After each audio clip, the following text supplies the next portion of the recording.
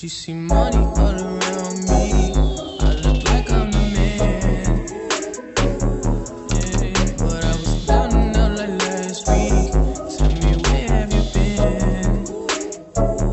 Yeah, came out of hiding, girl. Listo, Andrés, muchísimas gracias. Para generadores, transportadores y gestores es muy importante tener clara el tipo de legislación al cual estamos sujetos. De hecho, esta parte la vamos a cerrar un poco. Andrés nos habló de normatividad ambiental nacional, donde claramente la aplicabilidad es para todo el país. Aquí tenemos una breve explicación de la libre contratación. Para el caso del Distrito Capital, existía una concesión con un nombre específico, 186E, desde el 2011, donde el distrito, las personas que generan residuos a partir de actividades dentro del Distrito Capital, estábamos sujetas a contratar con una entidad privada específica. Estuvo vigente esta concesión hasta febrero, hasta diciembre del año anterior, siendo el 1 de febrero un día donde ya cada entidad que genera residuos puede contratar con un transportador o generador, con un gestor que de acuerdo al cumplimiento de ley esté pues completamente habilitado para realizar esta operación. Además de identificarme como generador y contratar a mi empresa gestora, cada uno de los generadores tiene que hacer diferentes tipos de reportes. Entonces tenemos reportes tanto regionales como nacionales. Para el caso del Distrito Capital es una plataforma específica, la plataforma Ciro, donde de acuerdo a ciertos tiempos específicos y en mi clasificación como generador tengo que declarar o indicar básicamente con quién trabajé y qué le hicieron a mis residuos. Tal cual como nos mencionaba Andrés, existe una responsabilidad que, si bien es cierto, es compartida desde el generador, desde la generación del residuo. Tengo que estar muy claro para la declaración y pues también a nivel de responsabilidad ambiental, ¿cierto? Con la salud personal y del medio ambiente. Y para ello, pues tenemos los reportes, que es básicamente la indicación de qué hice con mis residuos, quién los trabajó. A nivel nacional también lo tenemos, lo conocemos como RUA, y es donde indicamos año vencido cada uno de los certificados de los residuos tratados. ¿Qué generadores o qué actividades deberíamos validar que generan residuos y que nos llega este tipo de legislación ambiental y es aplicable para nosotros? Entonces tenemos todas las actividades de salud, centros e instituciones que prestan actividades de salud invasivas y no invasivas. Tenemos los centros de odontología, centros de investigación y en general actividades relacionadas de salud como los bancos de sangre, veterinarias. Paralelo tenemos las lavanderías, que también generamos residuos y debemos hacer la validación para reportarlos. Tenemos peluquerías y centros de tanatopraxia. Gracias, Franci. Tenemos una inquietud de Diana Cuervo. Hola, Diana Cuervo, muy buenas tardes. Gracias por participar.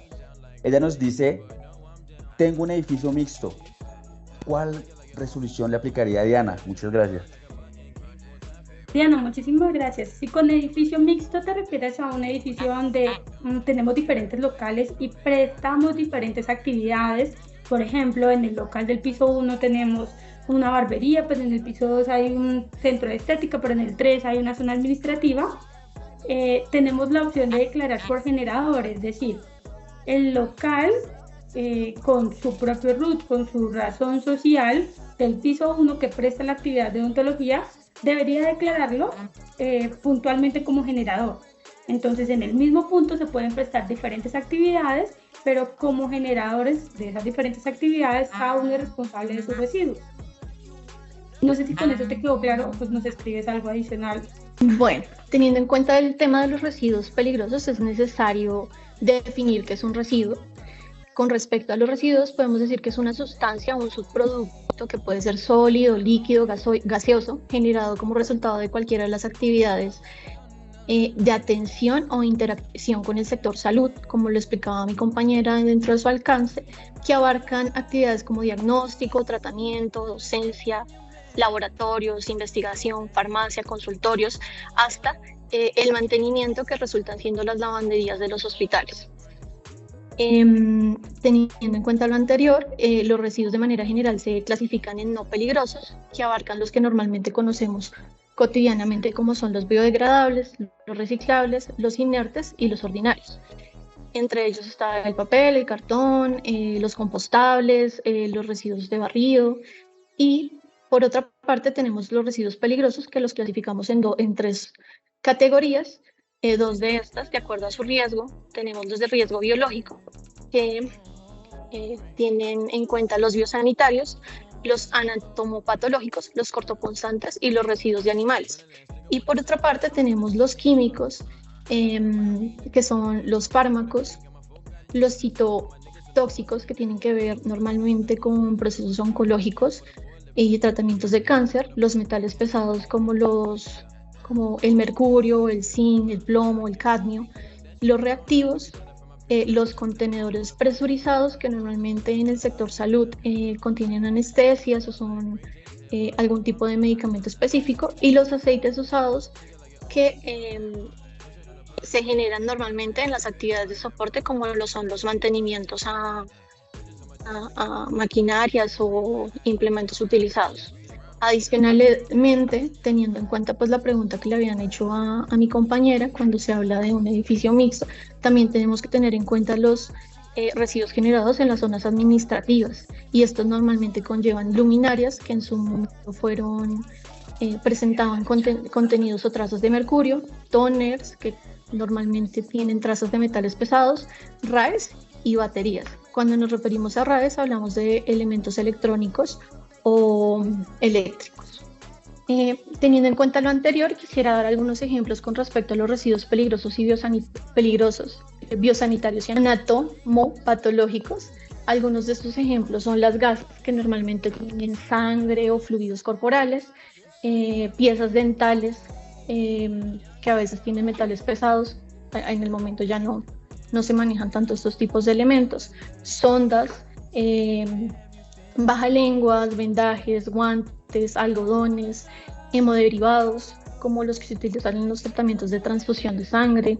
También hay que tener en cuenta, y de manera muy específica, los residuos cortopunzantes, que por sus características físicas representan un riesgo mecánico para las personas que tienen interacción con ellas, y por lo tanto es necesario almacenarlos de manera adecuada en un recipiente conocido como guardián. Normalmente es de color rojo, tiene su correspondiente etiquetado y debe tener unas características físicas específicas, como su composición, normalmente de PVC, debe tener una tapa de rosca enrollable, una tapa de rosca, debe ser liviana, y adicional a eso se debe tener en cuenta su capacidad para que al superarla no se genere ningún tipo de riesgo para las personas que manipulan estos tipos de residuos.